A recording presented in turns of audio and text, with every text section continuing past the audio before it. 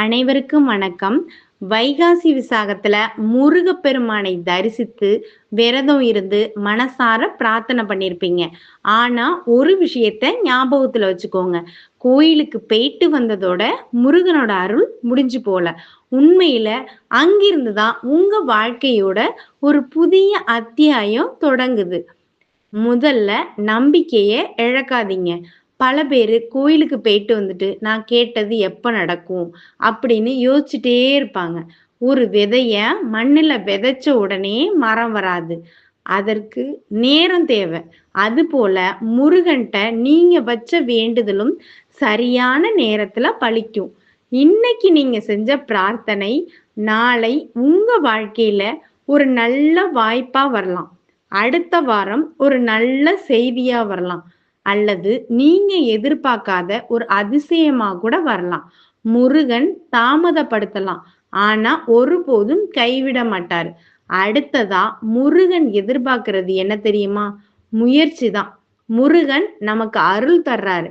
ஆனா நம்ம தான் முயற்சி செய்யணும். நம்பிக்கை இருந்தா மட்டும் போதாது, நடவடிக்கையும் வேணும்.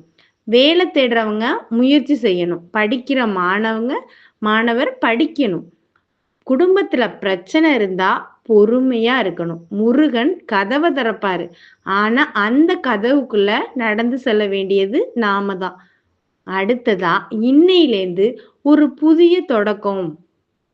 வைகாசி விசாகம் ஒரு திருவிழா மட்டும் இல்ல.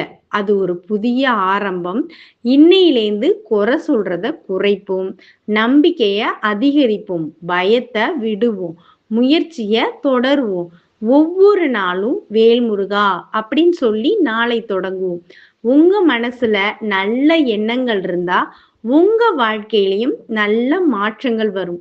நிறைவாக இந்த வைகாசி விசாகத்துல முருகனை தரிசிச்சுட்டு வந்த நீங்க வெறுமனே வீடு திரும்பல. அவருடைய ஆசீர்வாதத்தையும் எடுத்துட்டு தான் வந்திருக்கீங்க. இன்னைக்கு விதைக்கப்படும் நம்பிக்கை நாளை வெற்றியா மலரும். எனவே கவலைப்படாதீங்க, மனச தளர விடாதீங்க. முருகன் உங்க கூட தான் இருக்காரு. வேலுண்டு வினை இல்லை, மயிலுண்டு பயம் இல்லை. வாழ்க்கையில நல்ல மாற்றங்கள் உங்களை நோக்கி வரட்டும். வெற்றிவேல் முருகனுக்கு அரோகரா.